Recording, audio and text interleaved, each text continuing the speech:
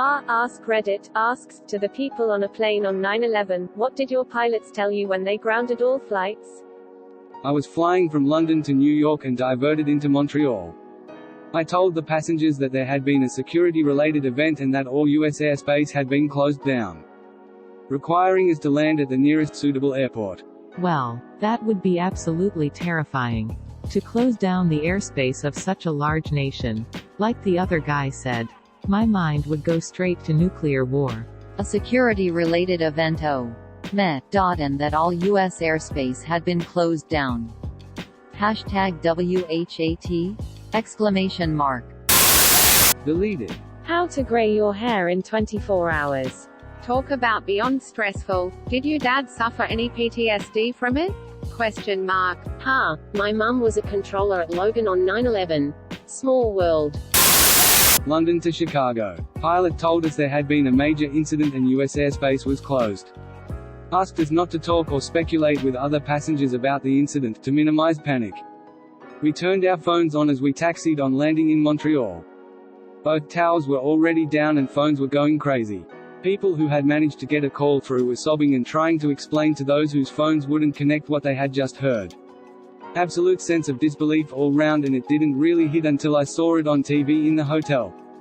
One thing we were told at the time by the pilot, which I never really looked into, was that the pilot was out of direct radio contact with ATC in both London and the US at the time. So they were talking to the plane behind them. Who was talking to the plane behind them? Who was talking to ATC somewhere? So they were getting garbled second or third hand information from multiple sources about planes crashing and hijackings and trying to inform their passengers while not being sure of the information they had received themselves. I always wondered if that was really how ground-to-air communications worked on long-haul flights. If so, it must have been a surreal and disorienting experience as a pilot to be told something so unbelievable without any immediate way to really verify it. I was on a small corporate propeller flight to a small town. Was in the air when the first plane hit.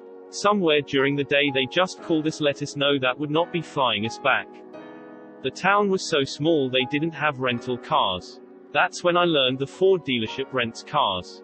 I drove back to Minneapolis with the guy that worked for our vendor. He was from Boston. He was getting married in Boston that weekend. He eventually had to drive back. As weird as that day was, I think the weirdest thing was that we dropped him off at a hotel called the Thunderbird. It was the only one that had an open room. He pulled out the novel he had been reading and it was set at that hotel.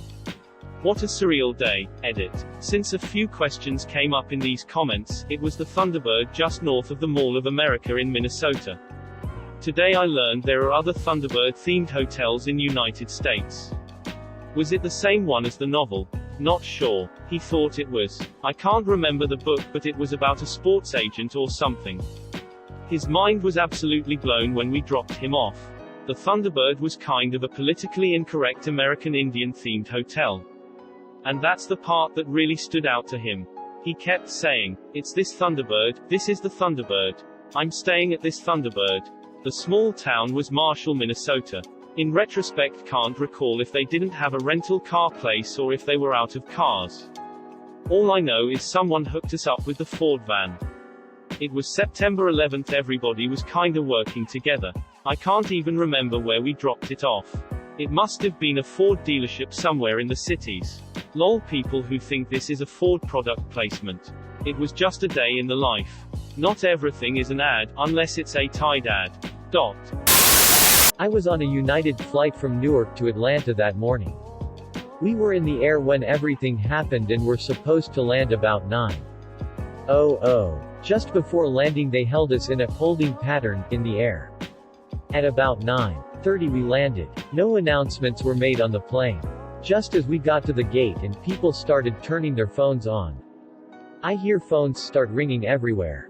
What happened? A plane hit what? At that point my phone started to ring as well. It was my wife wanting to make sure I wasn't on one of the planes. And she filled me in on what was known then. The pilot and cabin crew did not say anything about what happened. There was an eerie silence in the terminal. I did not see any TV screens. I went directly to the car rental company, got a car and started driving north. Back to NY. My father worked for Delta at the time as a supervisor in the airport. He was working a flight that was about to push back when everything shut down. He had the final paperwork for the flight crew and ran down to let them know they weren't going anywhere. ATC had just announced the shutdown to all aircraft on the ground. No details were given over the radio. Just that an incident had happened in NYC and all flights were grounded. He announced over the plane's PA that the flight was cancelled due to an unknown incident and everyone could retrieve their luggage in a few minutes. There were no TVs in the gate area back then. But a few of the shops and snack bars had TVs in the ticketing area. As people got near a TV, the word spread. Everyone collected their bags and left the airport. Surprisingly, there were no passengers screaming at the agents. No chaos. And from about 11:00 on the airport was deserted except for airline employees. Wow, that must have been surreal to witness. Second hand, my parents were flying the morning of 9/11. I dropped them off at the airport and drove to work. First tower was hit as I pulled into the parking lot. Radio people thought it was just a fire at the tower. As I went into work and checked the news, it became clear a plane hit it. As I was on the phone with my buddy, the second plane hit on the live TV he was watching. That's when it was clear this was intentional. Started to tell my boss I needed to pick up my parents. But he cut me off and said, "Go. I called my parents as I ran to the car. The TVs at the gates had all been turned off and they announced no flights would be taking off. I raced to the airport, picked him up, and drove home to eerily empty roads and sky. I know this is basic human decency, but I'm glad your boss didn't even question you about going to pick up your parents." I was on a plane from LA to Melbourne, with a stopover via Auckland. And 9/11 happened while we were in the air. Halfway through the flight, all the flight attendants got really nervous. And the pilot told us that due to a safety issue, the seatbelt sign was kept on throughout the flight. Which we all found really confusing. When we landed in NZ, there were armed guards with machine guns to greet us, which is very out of the ordinary for New Zealand. The first reports the flight attendants gave us was that it was the Empire State Building that had been attacked. That was how confused initial reports were. We were luckily allowed to fly on to Melbourne. But after that all international flights were grounded for a few days. My dad was an armed high-ranking federal agent. He was flying from DC to Miami, I think, definitely FL. He was woken up somewhere over Southern Virginia, and asked to come to the cockpit. The pilots told him to guard the cockpit, and that he was authorized to shoot. He spoke to someone confirming the authorization. He was given the jump seat next to the cockpit during landing, so he could see if anyone stood up. He told me later that the reason they were allowed to continue to Miami instead of putting down in the Carolinas was because he was on the plane. When he died in 2010, my mom showed me the piece of paper he had kept, with his notes from that radio transmission.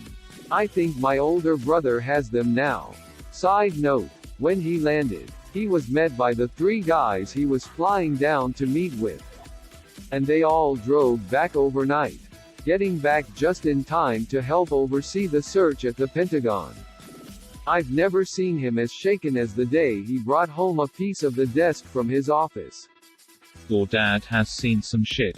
Thanks for sharing. I flew from Sweden to Turkey. Before boarding the plane, I remember that everyone in the airport stood in silence watching the news on the different TV monitors in the airport. It was a really weird feeling that it was so silent in a usually hectic place. The flight went on as usual. The attack happened just before we checked into the airport. Not entirely plane-related, but my dad worked near the towers and got out the train to see the second plane crash. It really messed him up inside. We lived in the Bronx, and every day he went to the Park Avenue Armory where people lined up to find out about their loved ones.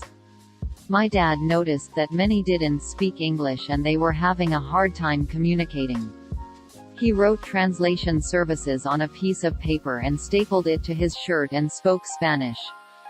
French, and Russian. He got the relief effort to spread the word to get translators. It was all over the radio and TV. The Japanese government heard and sent their best translators by special permission on a direct flight to New York, one of the few planes that could come to New York. A Japanese bank had workspace in the towers. And the relatives of the workers also came. By the end, hundreds of people came, even those of more obscure languages from Algeria and Azerbaijan. Among others, there was a fleet of Punjabi, Afrikaans, Creole, Korean, Italian, Spanish, French, Portuguese, Polish, Chinese. It's wondrous to see how something as simple as talking binds all of us. The city began implementing translation services everywhere since. I was 12 years old at the time and didn't understand the impact. Today at 28, my dad was a hero. Edit to show you all an article about my dad's translation effort shown in the Spanish-language newspaper. El Diario NY. URL redacted. Let's Draw 2 ran the article through Google Translate in English. URL redacted. Thank you all for congratulating him. And thank you for the gold. Kind internet stranger. I love my dad very much. My stepdad was a pilot flying small private jets, and was in the air when it happened. He said they just told him to land, and had to go into the airport to find out why, and what happened, and go back to the plane to tell the passengers. I used to work with someone who owned a small plane. He was grounded for months. Because his plane was parked in a no-fly zone. I don't recall what he was too close to, whether it was a major city, Seattle, major airport, or military base. College Park, Potomac, and Hyde Field airports are within the D.C. restricted zone.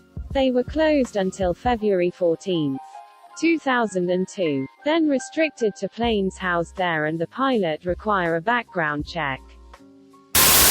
Very late to the party. I wasn't on a flight then, but I know someone that was. Contrary to most replies in this thread, the pilot didn't say anything. While up in the air, they turned the plane around extremely slowly, so it wasn't noticeable to the passengers, or that was the idea. Then they landed at the airport they left from. I guess the turning around thing was to prevent any more terrorists from catching on. I'm surprised all the pilots announced they were turning around or landing due to security issues. Imagine leaving the plane in the exact same place you boarded. Am I dreaming? ? My mother was at the Las Vegas airport waiting for her flight to board. She was sitting at a bank of slot machines and saw the breaking news on a TV tuned to CNN. She said that the people at the slot machines around her looked up for just a minute to watch the TV and promptly went back to playing the slots like nothing had happened. It made her very sad. At first nobody knew though, right? There were reports of a fire or explosion if I remember right. People probably just assume it's a big-ass fire at first glance. Addiction is a powerful thing. My mum worked in the accounting department for American Transair, and according to her, there was only one ATA plane that had to land in Nova Scotia. The passengers weren't told about planes crashing until they landed. There were so many planes that had already landed, that they were lined up in rows. Operation Yellow, URL redacted, wiki, Operation_Yellow_ribbon. Eastern Canada essentially became a giant aircraft car park. My dad was on flight from Salt Lake City to Phoenix. He said they were diverted to Las Vegas but were not given a reason as to why. Side note, I flew to Phoenix to go to a Diamondbacks game only a couple weeks after the attacks. It was one of the most memorable experiences of my life. The airports were practically ghost towns. I was due to catch a flight back to NYC on 10:30 a.m. of 9/11. Never made it to the airport. Rented a car the next day to drive back so I could get to my apartment, which was in the frozen zone below 14th Street. Two friends of mine who were sisters were departing on two different international flights that morning. One departed, the other didn't. It was several hours before they could reach each other to confirm that neither of them had been on the affected flights. What was the frozen zone? Didn't say anything other than that we were redirected from our destination. This is boring. Make some shit up. Attention passengers. We are now flying into the Twin Towers. Is that better? Still boring. Make it bigger. I was 9 when 9/11 occurred and my family were returning home from a birthday trip to Disney. My birthday is September 12, 1991, so I was turning 10 that very next day, so Orlando to Kansas City. I don't remember the specifics, but it didn't feel like we were in the air long at all. Our flight had been at 8:20 before the captain had come onto the overhead speakers to tell us that there had been some pretty serious incidents occurring in New York City and that they were told to land as soon as possible and that we'd be diverted to Houston. As soon as we landed, my dad had called my uncle, who lives in Hackensack, but worked in NYC, and my uncle had told him everything. My dad literally exclaimed into a kind of gasp sob, and that was the first and only time I've ever come close to seeing him cry. When we got off the plane, it was all over the televisions throughout the airport. My mom and dad practically clung to us the entire time from the airport to our hotel nearby. The whole thing is something I cannot and will not ever forget. I was still a toddler, but my dad was on a flight from England to NYC, and luckily wasn't too long after takeoff they redirected him to land. But my mum had the worst panic attack ever and must have called my dad 100 times because there was no info on what planes crashed and she knew he was in the air at the time. I can't imagine the terror she must have felt. My wife was flying Paris, NYC. The pilot first came on the PA and said bombs were being dropped on US soil. Airspace was closed and they were diverting to Halifax because they didn't have enough fuel to return to Paris. Then they came on and said Halifax was closed and they would have to return to France. Not enough fuel. The plane landed in Brest, on the west coast of France. No clue how much fuel the plane was left with. My wife was put up in a very nice hotel with the rest of the business class passengers, and was stuck for 4 very surreal days in Paris. There was a doctor on board who was flying to NYC to do an organ transplant. He was able to access a fax machine in the cockpit to tell the medical team in NYC that he wouldn't make it and they should halt the organ harvest from the donor. Fascinating. This was one of the things I had thought about. How many organs would transit that never made it? Cool that they even allowed him to do that. It's so surreal to see the US airspace completely empty. Here is a time-lapse of the day. URL redacted. Edit. The original video without pauses was posted by the Smithsonian National Air and Space Museum here. URL redacted. Thanks for posting that. It was really interesting. I'm an American, but I was living in the UK at the time. And I was watching the BBC that whole day. An announcer mentioned all the flights were grounded and said something like, "Tonight, the United States of America is closed." My dad flew on 9/11 from Newark to Boston for work. He was on an earlier flight than any of this. Once he touched down in Boston and heard what happened, him and his co-worker drove home, back to NJ, from Boston. Typically it's about a 4-hour drive. It took them almost 9. They didn't have to drive home but wanted us to know we were okay. There was also barely any cell coverage on my hometown end since we were so close to NYC. I know this doesn't answer your question directly, but man, this day hits home for me. It eats my dad alive to this day how he still believes he saw those guys in one of the airports and didn't know it. I could see the smoke rising from my middle school like no tomorrow was in sight. No one went back to school for about 2 weeks. A lot of kids I went to school with had family members pass away. The anniversary always haunts me. I visited the 9/11 Memorial and Museum in NY a few years back with this girl I was seeing. She had never been to NY before and I felt crazy when I honestly started to cry inside. All the emotions got to me at once. It's a day never forget. And definitely a day that many more people other than myself will never forget for even worse reasons. I feel incredibly lucky to have a dad that's still alive today. When many of my friends do not have parents or relatives that are so lucky.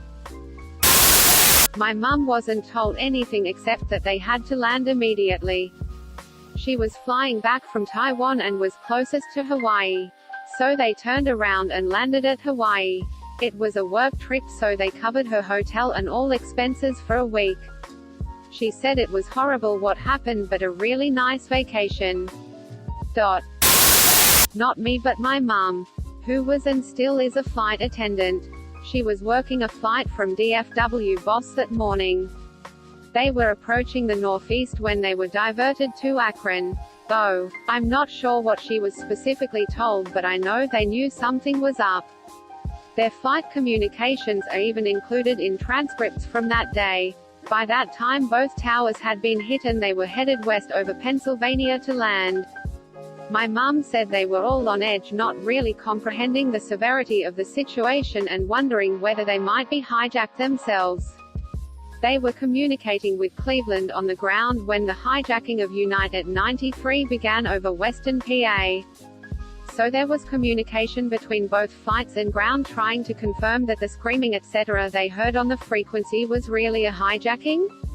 Apparently United 93 was right behind them, and my mum says the crew was back and forth up in the cockpit and in the galley looking out the windows trying to see the plane, while trying not to scare passengers. For a second I thought you were talking specifically about the planes that got hijacked. Well, I thought this too, and I was wondering why there were so many comments. Not on the plane, but. Thank you for watching. Please like and subscribe to support the channel, and above all, have an excellent day, you incredible people.